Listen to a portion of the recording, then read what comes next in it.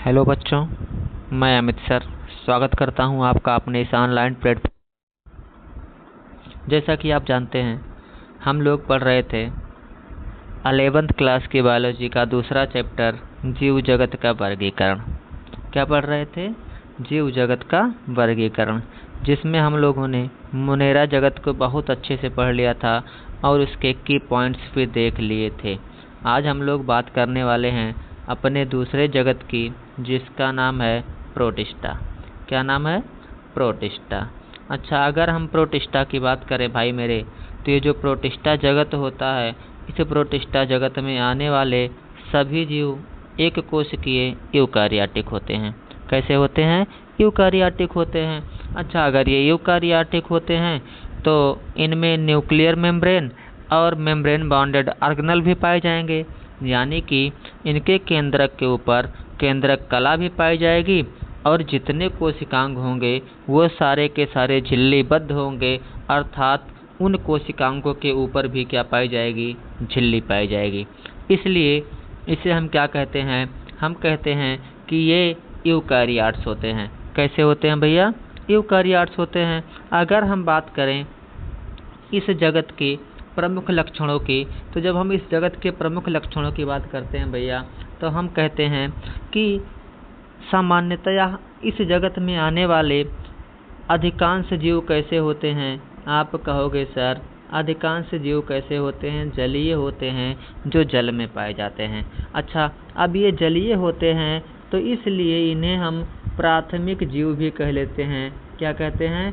प्राथमिक जीव कह लेते हैं। यानी कि अगर हम पृथ्वी पर जीवों की उत्पत्ति की बात करें तो माना यह जाता है कि जो पृथ्वी पर जीवों की उत्पत्ति हुई थी वह जलीय जीवों से हुई थी। इसलिए इन्हें हम क्या कह देते हैं? प्राथमिक जीव कह देते हैं। क्या कह देते हैं भैया? प्राथमिक जीव कह देते हैं। अगर हम बात करें इस प्रोटिस्टा जगत के जीवों की, तो माना यह जाता है भैया कि इस प्रोटिस्टा जगत के जो जीव होते हैं इनकी सीमाएं निर्धारित नहीं होती। क्या? इनकी सीमाएं निर्धारित नहीं हैं। अच्छा, सीमाएं निर्धारित नहीं हैं, इसका अर्थ क्या है? आप कहोगे सर, इसका अर्थ ये होता है कि इस जगत के जो जीव हैं ये ना तो पूर्णतया पादप हैं, ना ही पूर्णतया जंतु हैं और ना ही पूर्णतया कवक हैं। क्या है? ना ही पूर्णतया पादप हैं, ना ही पूर्णतया जंतु हैं और ना ही पूर्णतया कवक हैं। इसलिए हम एक लाइन में कह देते हैं कि इनकी जो बाउंड्री वाल होती है यह वेल डिफाइंड नहीं है, इनकी सीमाएं निर्धारित नहीं हैं। क्या? इनकी सीमाएं निर्धारित नहीं हैं। अगर हम बात करें इस जगत के जीवों में, अगर हम इस जगत के जीवों में पोषण की बात करें भैया, तो इस जगत के जितने भी जीव होते हैं वो सारे के सारे कैसे होते हैं? आप कहोगे सर, सारे के सारे जीवों की बात करें तो इसमें से कुछ जीव हमारे ऑटोट्रॉप्स होते हैं, जिन्हें हम क्या कहते हैं? आप कहोगे सर, इन्हें कहा जाता है स्वापोषी। अच्छा, अगर स्वापोषी होंगे तो ये प्रकाश संश्लेषण भी करेंगे, इसलिए ये सारे के सारे इस जगत के कुछ जीव कैसे होते हैं? आप कहोगे सर, प्रकाश संश्लेषी होते हैं। अगर हम कुछ जीवों की बात करें तो कुछ जीव इसमें हमारे परपोषी होते हैं, जो अपने भोजन के लिए दूसरे पर निर्भर रहते हैं। अच्छा, अगर हम कुछ जीवों की बात करें तो कुछ जीव इसमें हमारे मिक्सोट्रॉपिक होते हैं, यानी कि इनमें मिश्रित पोषण पाया जाता है। ये प्रकाश संश्लेषण भी करते हैं और सूर्य के प्रकाश के अभाव में ये दूसरे जीवों से भी अपना भोजन प्राप्त कर सकते हैं। इसलिए हम इन्हें क्या कहते हैं? आप कहोगे सर, मिक्सोट्रॉपिक कहते हैं, मिश्रित होते हैं। जैसा कि आप देख पा रहे हैं, जब हम इनके आवास की बात करते हैं तो अधिकांश जीवों का जो आवास होता है वो कैसे होते हैं? जलीय होते हैं। अच्छा, अब अगर हम जलीय की बात करें भैया तो देखना, ये शुद्ध जल में भी पाए जाते हैं और खारे जल में भी पाए जाते हैं। अर्थात आप कह सकते हो ये स्थिर जल में भी पाए जाते हैं और कहाँ? बहते हुए जल में भी पाए जाते हैं। अगर हम इन जीवों में मूविंग ऑर्गन की बात करें, गमनांग की बात करें, या जिसे आप प्रचलन अंग कहते हो, इनके अगर हम प्रचलन अंग की बात करें तो इनमें प्रचलन अंग क्या पाया जाता है? सीलिया पाया जाता है, जिसे आप क्या कहते हो? सीलिया की अगर बात करें तो सीलिया को आप क्या कह देते हो? पक्षाभ कह देते हो। क्या कह देते हो, पक्षाभ कह देते हो। अगर हम फ्लैजेला की बात करें तो फ्लैजेला को आप क्या कहते हो, आप कशाभ कहते हो। क्या कहते हो, कशाभ कहते हो। अगर हम स्यूडोपोडिया की बात करें तो स्यूडोपोडिया को आप क्या कहते हो, कूटपाद कहते हो। क्या कहते हो भैया, कूटपाद कहते हो। यानी कि हम कह सकते हैं इनमें प्रचलन के लिए पक्षाभ भी पाया जाता है, कशाभ भी पाया जाता है और कूटपाद भी पाया जाता है। अगर हम इनमें प्रजनन की बात करें, तो इनमें अलैंगिक जनन भी पाया जाता है। कैसा जनन, अलैंगिक जनन भी पाया जाता है। और जो मोस्टली अलैंगिक जनन होता है या सामान्यतया विखंडन के माध्यम से संपन्न होता है, या फिर जिसे आप कह सकते हो बहुविखंडन के माध्यम से संपन्न होता है। अच्छा, विखंडन भैया दो प्रकार के होते हैं, एक हमारा होता है द्विविखंडन और दूसरा क्या होता है, बहुविखंडन। तो इसमें द्विविखंडन और बहुविखंडन प्रकार का अलैंगिक जनन पाया जाता है। अगर हम लैंगिक जनन की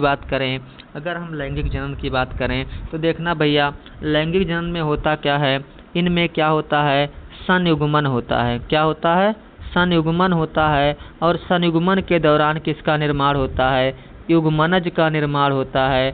किसका, युग्मनज का निर्माण होता है। किसका निर्माण होता है, युग्मनज का निर्माण होता है। अच्छा, अगर हम बात करें इस जगत के कुछ जीवों में, भैया इस जगत के कुछ जीवों में, तो इस जगत के कुछ जीवों में स्पोर फॉर्मेशन भी होता है, यानी कि बीजाणु का निर्माण भी होता है। किसका निर्माण होता है, बीजाणु का निर्माण भी होता है। अगर हम बात करें कि जो प्रोटिस्टा जगत के जंतु होते हैं, अगर हम प्रोटिस्टा जगत के जंतु की बात करें तो इनके प्रचलन अंग के आधार पर, किसके आधार पर, इनके प्रचलन अंग के आधार पर इन्हें 4 भागों में विभाजित किया गया है। प्रचलन अंग के आधार पर इन्हें 5 भागों में विभाजित किया गया है। कितने विभाग में भैया, 5 भागों में विभाजित किया गया है। कौन कौन से, आप कहोगे सर पहला नाम हमारे पास क्या है, जिसे आप कहते हो क्राइसोफाइट्स। क्या कहते हो, क्राइसोफाइट्स। अगर हम क्राइसोफाइट्स की बात करें, अगर हम क्राइसोफाइट्स की बात करें तो क्राइसोफाइट्स के जो प्रमुख लक्षण होते हैं भैया, देखना, ध्यान देना। अगर हम क्राइसोफाइट्स की बात करें तो ये जितने भी क्राइसोफाइट्स होते हैं, अगर हम इनके आवास की बात करें तो ये शुद्ध जल में भी पाए जाते हैं। कहाँ, शुद्ध जल में भी पाए जाते हैं। और कहाँ, आप कहोगे सर लवणीय जल में भी पाए जाते हैं। कहाँ पाए जाते हैं, शुद्ध जल में भी पाए जाते हैं और लवणीय जल में भी पाए जाते हैं। अगर हम बात करें, ये जो क्राइसोफाइट्स होते हैं इनमें कोशिका भित्ति पाई जाती है। क्या पाई जाती है, कोशिका भित्ति पाई जाती है। और इनकी जो कोशिका भित्ति होती है यह किसकी बनी होती है, आप कहोगे सर सेलुलोज की बनी होती है। किसकी बनी होती है, सेलुलोज की बनी होती है। और सेलुलोज के साथ साथ इसमें क्या पाई जाती है, सिलिका पाई जाती है। क्या पाई जाती है, सिलिका पाई जाती है। अब सिलिका के पाए जाने के कारण इनकी जो कोशिका भित्ति होती है वह अपभ्रष्ट नहीं होती। क्या भैया, सिलिका के पाए जाने के कारण इनकी कोशिका भित्ति अपभ्रष्ट नहीं होती। अच्छा, अब अगर हम बात करें कि सिलिका के पाए जाने के कारण इनकी कोशिका भित्ति अपभ्रष्ट नहीं होती, और इसका प्रमुख उदाहरण क्या है हमारे पास, आप कहोगे सर एक उदाहरण हमारा क्या होता है, डायाटम्स होता है। क्या होता है, डायाटम्स होता है। अगर हम इस डायाटम्स के कोशिका भित्ति के आकार की बात करें तो इसकी कोशिका भित्ति का आकार भैया कैसा होता है, साबुन के डिबिया के समान होता है। कैसा होता है, साबुन के डिबिया के समान होता है। अच्छा, अब जब साबुन के डिबिया के समान है, इसमें सेलुलोज और सिलिका दोनों पाई जाती हैं, तब कई करोड़ों वर्षों तक जब लगातार यह क्रिया चलती रहती है और सिलिका अपभ्रष्ट नहीं होती, तो लगातार इनकी कोशिका भित्ति के इकट्ठा होने के कारण जब ये एक साथ इकट्ठा हो जाते हैं तो ये डायाटमी मृदा का निर्माण करते हैं। किसका, आप कहोगे सर ये किसका निर्माण करेंगे, डायाटमी मृदा का निर्माण करेंगे। और ये जो डायाटमी मृदा होती है, अगर हम बात करें, ये जो डायाटमी मृदा होती है यह स्टोन पॉलिशिंग के काम आती है। किसके? आप कहोगे सर पत्थर पॉलिश करने के काम आती है। किसके काम आती है? आप कहोगे सर पत्थर पॉलिश करने के काम आती है। अगर हम बात करें ये जो हमारे क्राइसोफाइट्स होते हैं ये सारे के सारे कैसे होते हैं? आप कहोगे सर स्वापोषी होते हैं। कैसे होते हैं? आप कहोगे सर स्वापोषी होते हैं, यानी कि ये सारे के सारे प्रकाश संश्लेषी होंगे। कैसे होंगे? आप कहोगे सर ये सारे के सारे प्रकाश संश्लेषी होते हैं, यानी कि ये क्या करते हैं? आप कहोगे सर प्रकाश संश्लेषण की क्रिया करते हैं। अच्छा, अब प्रकाश संश्लेषण की क्रिया करते हैं और ये रहते कहाँ हैं? आप कहोगे सर ये समुद्र की सतह पर तैरते रहते हैं। कहाँ? आप कहोगे सर समुद्र की सतह पर तैरते रहते हैं और वहीं से क्या करते हैं? प्रकाश संश्लेषण की क्रिया को अंजाम देते हैं। इसलिए इन्हें क्या कहा जाता है? इसलिए इन्हें कहा जाता है चीप प्रोड्यूसर्स, यानी कि इन्हें क्या कहा जाता है? आप कहोगे सर सस्ते उत्पादक कहा जाता है। क्या कहा जाता है? सस्ते उत्पादक कहा जाता है। और ये पादप के रूप में होते हैं। किसके रूप में? पादप के रूप में होते हैं। इसलिए इन्हें क्या कहा जाता है? फाइटोप्लैंक्टन, यानी कि इन्हें क्या कह दिया जाता है? आप कहोगे सर पादप प्लवक की भी संज्ञा दी जाती है। किसकी? आप कहोगे सर पादप प्लवक की भी संज्ञा दी जाती है। अगर हम बात करें ये जो हमारे क्राइसोफाइट्स होते हैं इनका उपयोग कहाँ कहाँ होता है? तो आप कहोगे सर इनका उपयोग कहाँ कहाँ होता है? इनका उपयोग पत्थर पॉलिश में होता है। कहाँ होता है भैया? पत्थर पॉलिश में होता है। इनका उपयोग तेल शोधन में होता है। कहाँ होता है? आप कहोगे सर इनका उपयोग तेल शोधन में भी किया जाता है और साथ ही साथ इनका उपयोग साउंड प्रूफिंग में भी किया जाता है। किस में किया जाता है? आप कहोगे सर साउंड प्रूफिंग में भी किया जाता है। किस में किया जाता है?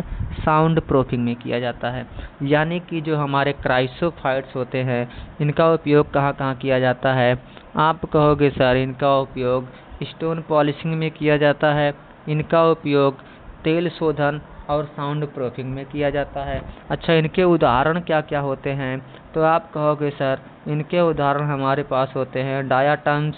क्या होते हैं? आप क्या कहते हैं भैया? डायाटम्स। और क्या होते हैं? आप कहोगे सर हमारे पास क्या है? डजमिट हैं। क्या हैं? डजमिट हैं। और क्या हैं? गोल्डन एल्गी, जिन्हें आप क्या कहते हो? आप कहते हो सर सुनहरे शैवाल।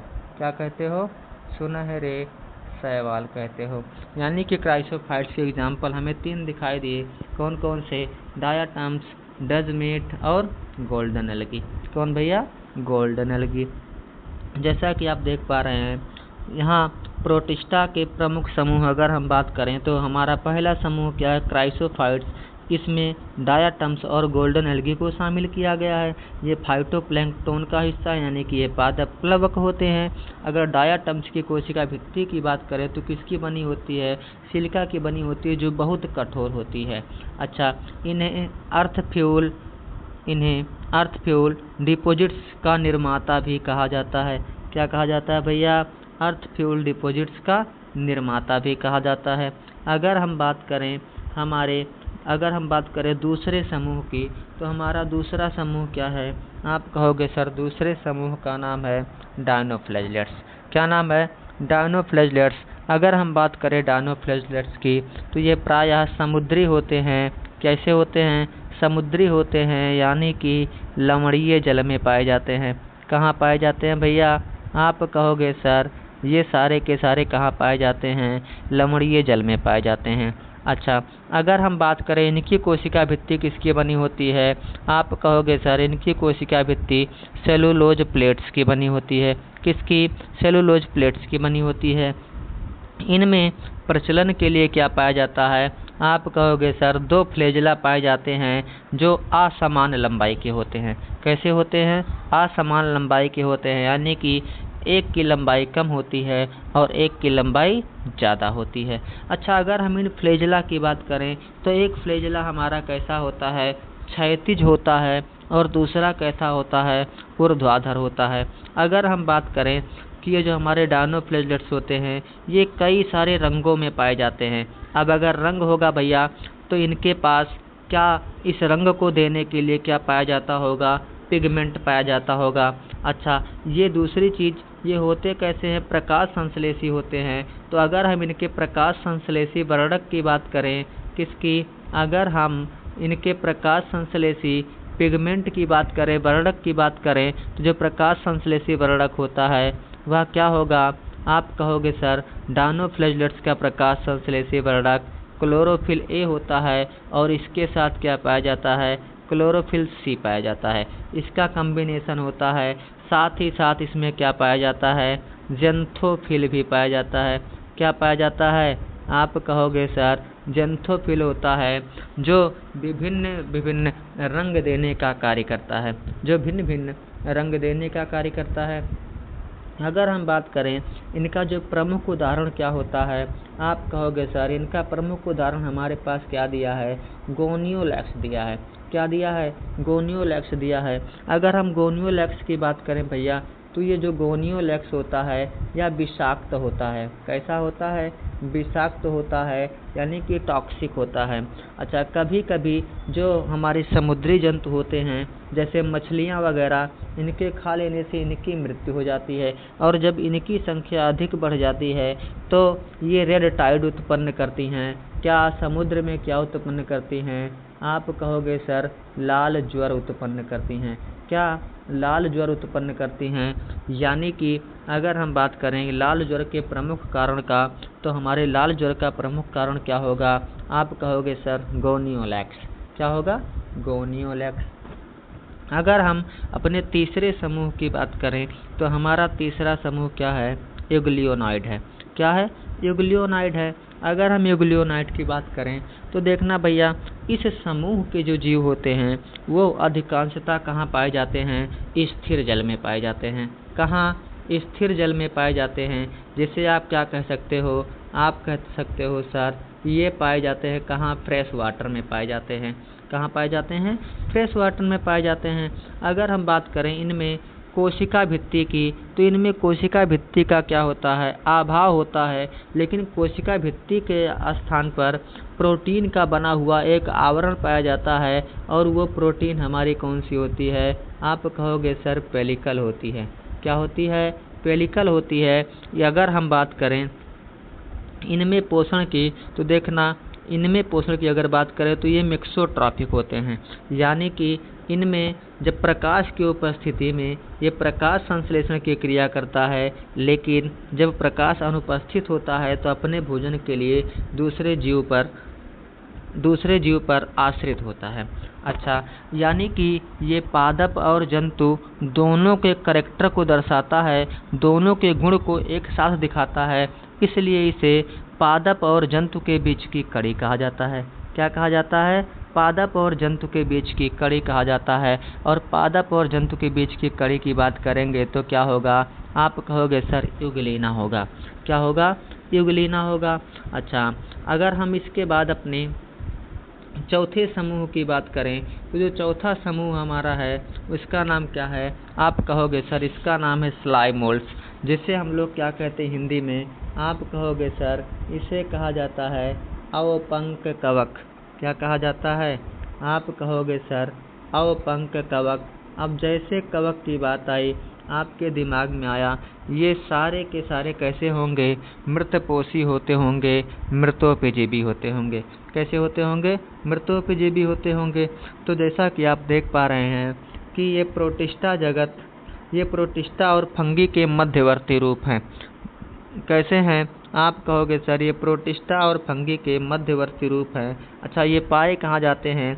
आप कहोगे सर ये गीली और सड़ी गली लकड़ियाँ या नम मिट्टी में उगते हैं। अगर हम बात करें तो इनमें पोषण किस प्रकार का होता है? आप कहोगे सर सेप्रोफिटिक होता है। यानी कि ये कैसे होते हैं? मृतोपजीवी होते हैं। कैसे होते हैं? मृतोपजीवी होते हैं। अच्छा, अगर हम बात करें भैया इनका जो समूह होता है, जब ये समूह में आते हैं तो ये किसका निर्माण करते हैं? प्लाज्मोडियम का। किसका निर्माण करते हैं? प्लाज्मोडियम का निर्माण करते हैं। यानी कि जो स्लाइम मोल्ड्स यानी कि अवपंक कवक का समूह होगा, ग्रुप होगा, वह निर्माण किसका करेगा? आप कहोगे सर प्लाज्मोडियम का निर्माण करता है। अच्छा, अब अगर हम प्रतिकूल परिस्थितियों की बात करें तो ये प्रतिकूल परिस्थितियों में किसका निर्माण करते हैं? बीजाणु का निर्माण करते हैं। किसका निर्माण करते हैं? बीजाणु का निर्माण करते हैं। अच्छा, जो बीजाणु होता है इसकी कोशिका भित्ति सेलुलोज की बनी होती है। फिर अगर हम इस बीजाणु की बात करें तो ये बीजाणु क्या करता है? आप कहोगे सर अर्धसूत्री कोशिका विभाजन करता है। क्या करता है? अर्धसूत्री कोशिका विभाजन करके अपनी संख्या बढ़ाता है और अपनी संख्या बढ़ा करके ये वायु में तैर करके एक स्थान से दूसरे स्थान पर पहुंच करके अपनी जनसंख्या बढ़ाने का कार्य करते हैं। अच्छा, उसके बाद अगर हम बात करें तो हमारा अगला जो समूह है, अगले समूह का नाम क्या है? आप कहोगे सर प्रोटोजोआ है। क्या है? अगले समूह का नाम है प्रोटोजोआ। अगर हम प्रोटोजोआ की बात करें तो इन्हें क्या कहा जाता है? आप कहोगे सर एनिमल प्रोटिस्टा कहा जाता है। क्या कहा जाता है? एनिमल प्रोटिस्टा कहा जाता है। अगर हम इनके नेचर की बात करें तो ये हमारे कैसे होते हैं? परपोषी भी हो सकते हैं और कैसे हो सकते हैं? परजीवी भी हो सकते हैं। कैसे हो सकते हैं? परजीवी भी हो सकते हैं। अच्छा, अगर हम बात करें भैया इनके प्रचलन अंगों के आधार पर, क्या अगर हम इनके प्रचलन अंगों के आधार पर बात करें तो प्रचलन अंगों के आधार पर इन्हें 4 भागों में बांटा गया है। कितने भागों में? 4 भागों में बांटा गया है। कौन कौन से? आप कहोगे सर हमारे पास एक है जिससे क्या कहा जाता है? Amoeboid protozoa. क्या कहा जाता है? Amoeboid protozoa. अच्छा, अगर हम अमीबॉइड प्रोटोजोआ की बात करें भैया तो इनका जो मूविंग ऑर्गन होता है, इनका जो गमनांग होता है वह क्या होता है? आप कहोगे सर कूटपाद होता है। क्या होता है? कूटपाद होता है। अच्छा, अगर हम दूसरे की बात करें तो हमारा दूसरा क्या है? Flagellated protozoa. यानी कि ऐसे प्रोटोजोआ जिनमें जो मूविंग ऑर्गन हो वो क्या हो? फ्लैजिला हो। क्या हो? फ्लैजिला हो। अच्छा, अगर फ्लैजिला की बात करें तो इसमें क्या होता है? आप कहोगे सर तो इसका एग्जाम्पल क्या है? फ्लैजिलेटेड प्रोटोजोआ का ट्रेपनोसोमा है। क्या है? ट्रेपनोसोमा है, जो क्या उत्पन्न करता है? आप कहोगे सर मानव में निद्रा रोग उत्पन्न करता है। क्या उत्पन्न करता है? निद्रा रोग उत्पन्न करता है।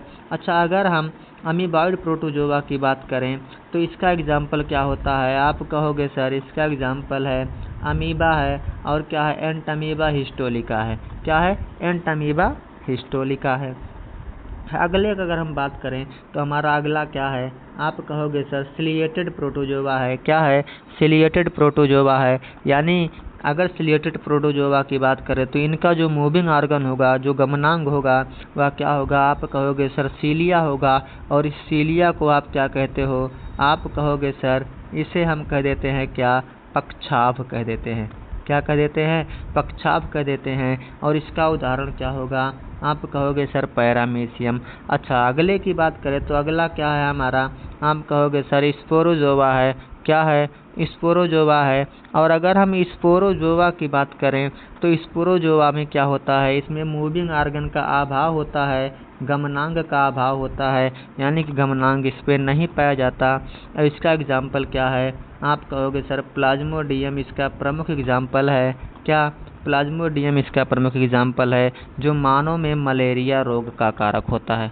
क्या होता है? मानव में मलेरिया रोग का कारक होता है।